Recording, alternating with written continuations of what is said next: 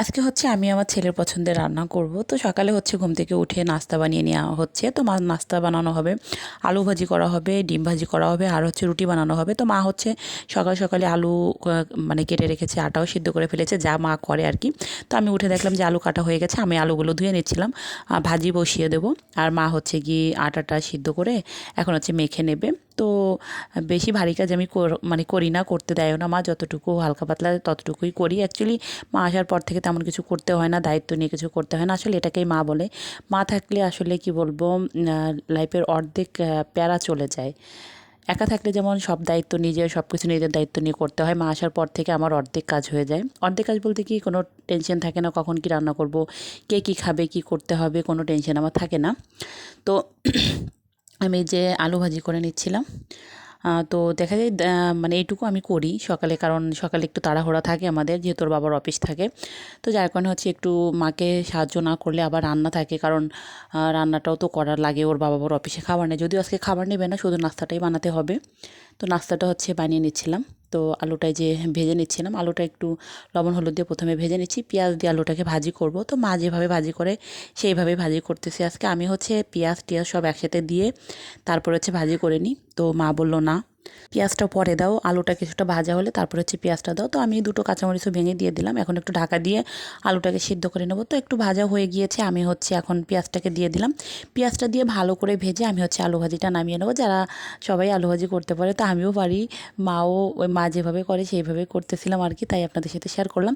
তারপর হচ্ছে রুটি করে নিয়েছিলাম। তো খাওয়া দাওয়া করে আমি হচ্ছে ওর বাবা চলে গিয়েছে অফিসে, রিয়নকে আমি স্কুলে দিয়ে এসেছি। তো এসে হচ্ছে রান্না করতেছিলাম, আর রিয়ন আজকে বিরিয়ানি খাবে, তো যার কারণে হচ্ছে বিরিয়ানি রান্না করার জন্য আমি সব রেডি করে নিয়েছি। তো আমি মাংস নিয়েছি, তারপরে একটা মুরগি পুরো নিয়েছি, তারপরে হচ্ছে লবণ দিয়ে দিলাম পরিমাণ মতো, আদা রসুন বাটা দিয়ে দিলাম, একটু কাঁচামরিচ বাটা দিয়ে দিলাম। আমি যেভাবে রান্না করি সেটাই আপনাদের সাথে শেয়ার করতেছি। তারপরে হচ্ছে দিয়ে দিলাম বিরিয়ানি মশলা, হাফ প্যাকেট দিয়েছি, পুরো প্যাকেটটা আমি দিই, হাফ প্যাকেট মতো দিয়েছি, হাফ প্যাকেটে ছিল। তারপরে দিয়ে দিলাম হচ্ছে টমেটো সস, আর দিয়ে দিয়েছি টক দই, একটু লেবু দিয়ে উষ্ণ গরম দুধের ভিতরে দিয়ে আমি হচ্ছে টক দইটা বানিয়ে নিয়েছি। তো মাংসটা ম্যারিনেট করে রেখে দিয়েছিলাম প্রায় আধা ঘন্টা। তারপর হচ্ছে আমি যে রান্নায় চলে আসছি, এখন রান্না করে নেব। তো আমি পরিমাণ মতো যে পেঁয়াজ দিলাম, একটু একবারেই বেশি করে তেল দিয়েছি। তো পেঁয়াজটা আমি মানে অর্ধেকটা ভাজা হলে আমি এই যে ম্যারিনেট করা যে মাংসটা ছিল দিয়ে দিলাম। দিয়ে এখন আমি হচ্ছে কষিয়ে নেবো, এটা কিন্তু আর কোনো ঝামেলা নেই, বিরিয়ানি রান্না করতে একদমই সহজ। তো রিয়ন বলতেছিল, মা বিরিয়ানি খাবো, বিরিয়ানি খাবো, তাই ওর জন্য বানিয়ে দিলাম। অনেকদিন অ্যাকচুয়ালি ওর পছন্দ মতো তেমন কোনো কিছু বানানো হয় না, যেহেতু আমার শরীরটা ভালো না, তাই আর কি। তো এই যে মাংসটাকে আমি ঢাকা দিয়ে দিয়ে হচ্ছে কষিয়ে নিচ্ছিলাম। তো এটা কিন্তু কষানোর মাধ্যমেই রান্না হবে, আর যেহেতু টক দইটা দেওয়া থাকে সেহেতু মাংসটা রান্না হতে মানে টাইম লাগে না, আর এক্সট্রা কোনো জলেরও প্রয়োজন হয় না, শুধু সময় নিয়ে ঢাকা দিয়ে দিয়ে হচ্ছে রান্নাটা করে নিতে হয়। তো আমি এই যে মাংসটাকে ভালো করে কষিয়ে নিয়েছি, তেল উঠে গিয়েছে, এখন হচ্ছে আমি এখানে আলু দিয়ে দেবো। একটু ছোটো ছোটো করে আলু কেটে রেখেছি, ছোটো ছোটো করে আলু কেটে বিরিয়ানিতে দিলে কিন্তু ভালো লাগে।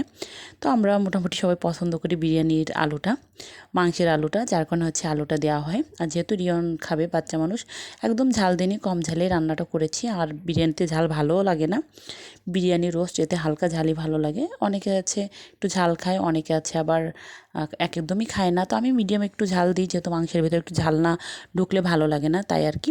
তো আলুটা দিয়ে আমি কিন্তু মাংসটাকে ঢাকা দিয়ে দিয়ে একদম কষিয়ে নিয়েছিলাম, মানে যতটুকু রান্না করা। তো একটু লবণও দিয়ে দিলাম, লবণটা মানে দিচ্ছি, আর পরে যদি লাগে আর একটু দেবো, আর যেহেতু মাংসের সাথে দেওয়া আছে, আবার পোলাওর সাথে কিছুটা দিব।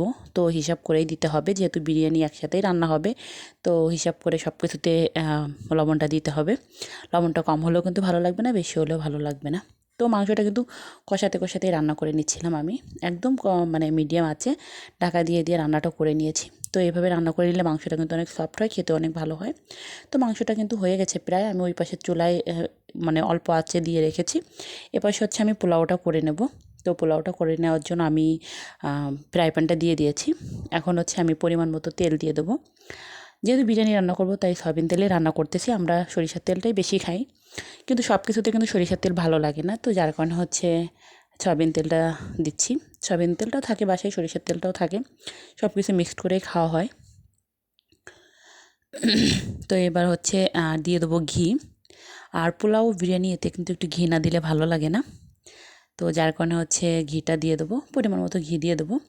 তো ঘিটা দিয়ে দিয়ে দিলাম। এখন আমি চাল মানে দিয়ে দেবো হচ্ছে গোটা গরম মশলা, এলাচ আর দারচিনি দিয়ে দেবো। দিয়ে তারপরে দিয়ে দিলাম চাউলগুলো। চাউলটা দিয়ে এখন হচ্ছে আমি ভালো করে ভেজে নেব।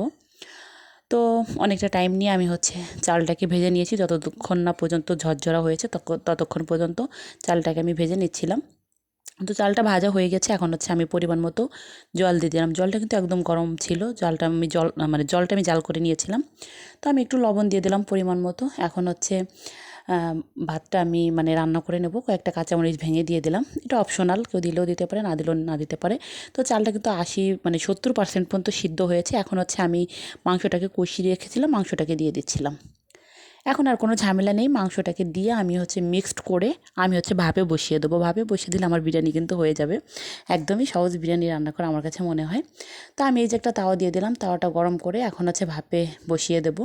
তো আমার রান্না কিন্তু হয়ে গিয়েছে। রিয়নকে নিয়ে আমি স্কুল থেকে চলে এসেছি, ওকে ফ্রেশ করিয়ে দিয়েছি। এখন হচ্ছে ওকে খাইয়ে দেবো, যেহেতু ওর জন্যই রান্না করা। আর ও অনেক পছন্দ করে বিরিয়ানি, পোলাও, রোস্ট এগুলোই পছন্দ করে, যে বাচ্চারা যা পছন্দ করে অ্যাকচুয়ালি। তো এখন হচ্ছে ওকে আমি খাইয়ে দিচ্ছিলাম। তো ওর খাবারটা হচ্ছে আমি খাটেই নিয়ে আসি, কারণ ও হচ্ছে টিভি দেখে আর খায়, যার কারণে খাটে আমি কিছু একটা পেতে তারপর খাবারটা নিয়ে আসি। তো ওকে এখন খাইয়ে দেবো। আজকের ভিডিওটা এই পর্যন্তই। সবাই ভালো থাকবেন, সুস্থ থাকবেন।